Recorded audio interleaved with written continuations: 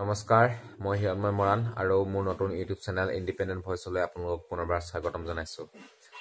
গহপুৰৰ পৰা কিছু নিলগত অসম অৰুণাচল সীমান্তৱৰ্তী ঠাই দৈমালত অনুষ্ঠিত হৈছে নিখিল বড়ো সাহিত্য সভাৰ 58 সংখ্যক বাৰ্ষিক অধিৱেশন আৰু বাৰ্ষিক অধিৱেশনৰ ওপৰত মই এটা বিশেষ ভিডিঅ' লৈ আপোনালোকৰ মাজলৈ আহিম।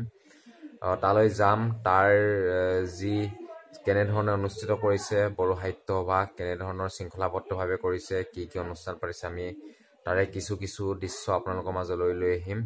আৰু এতিয়া এই ভিডিঅ'টোৰ মাজলৈ যাওঁ, আপোনালোকে চাব আৰু কেনে হৈছে মন্তব্য কৰিবলৈ নাপাহৰিব।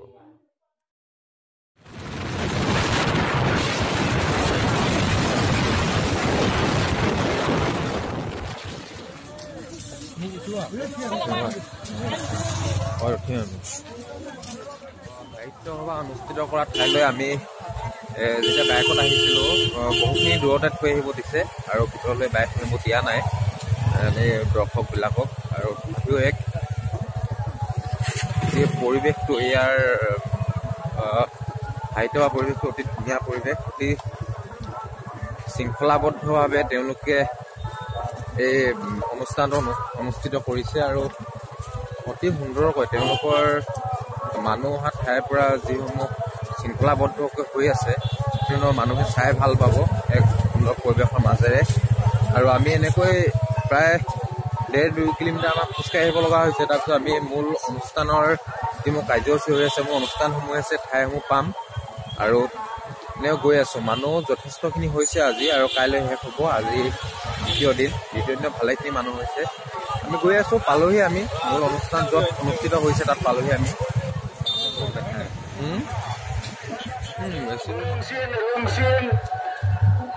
এয়া সাহিত্য সভাৰ মূল মণ্ডপ আৰু এই মণ্ডপতে কাইলৈ অনুষ্ঠিত হ'ব মুকলি সভা আৰু এখন সুন্দৰ গেট, যিখন গেট বনাইছে এখন সুন্দৰ, বহুত ধুনীয়াকৈ বনাইছে। এইটো হ'ল মূল মণ্ডপ আৰু মূল মণ্ডপতে কাইলৈ অসমৰ মুখ্যমন্ত্ৰী সৰ্বানন্দ সোণোৱাল, BTC প্ৰধান হাগ্ৰামা মহিলাই অংশগ্ৰহণ কৰিব।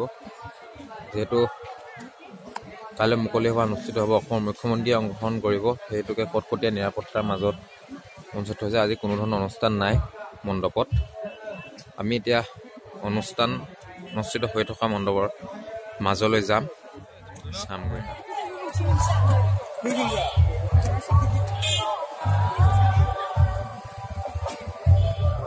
অতি সুন্দৰ পৰিৱেশৰ মাজত একেবাৰে অৰুণাচল আৰু অসমৰ সীমান্তৰ ঠাইত দৈমালত এই বড়ো সাহিত্য সভা অনুষ্ঠিত হৈছে আৰু এক শৃংখলাবদ্ধভাৱে, মই প্ৰতিবাৰে উল্লেখ কৰিছোঁ যে অতি শৃংখলাবদ্ধভাৱে অনুষ্ঠিত হৈছে সাহিত্য সভাখন। তেওঁলোকৰ যি উদযাপন কমিটিয়ে অতি শৃংখলাৰে কাম কাজবোৰ কৰি নিছে আৰু কেৱল বড়ো জনগোষ্ঠী বুলিয়ে নহয়, অসমৰ আৰু উত্তৰ পূৰ্বাঞ্চলৰ বিভিন্ন জনগোষ্ঠীৰ মিলনৰ তীৰ্থভূমিত পৰিণত হৈছে বড়ো সাহিত্য সভাৰ এই দৈমালৰ অধিৱেশন।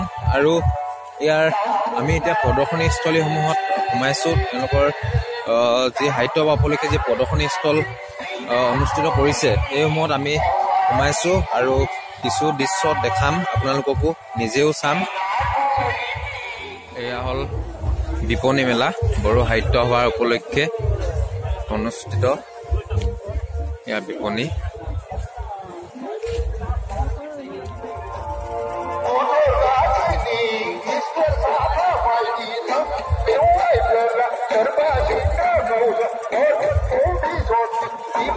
ধুনীয়া লাগিছে ন? কেইটকা লয় দে? চাও ম'ম', ফ্ৰাইড ৰাইচ, এগ চপ, চিকেন চপ, বিৰিয়ানী সকলো পোৱা যায়। আৰু নৃত্য অনুষ্ঠান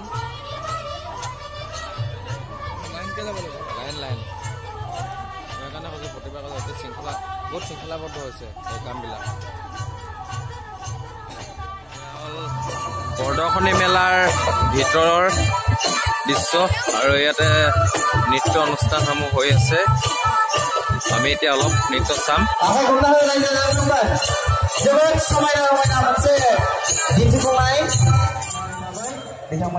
জাপি না জাপি দেখিলে ভাল লাগে ন?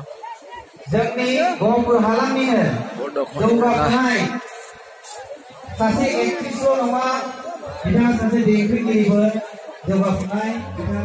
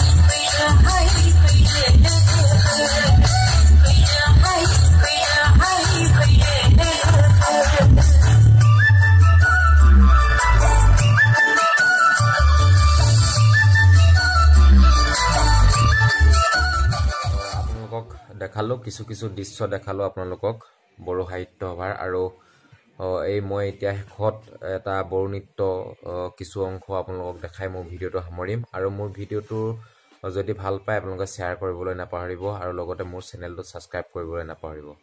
ধন্যবাদ।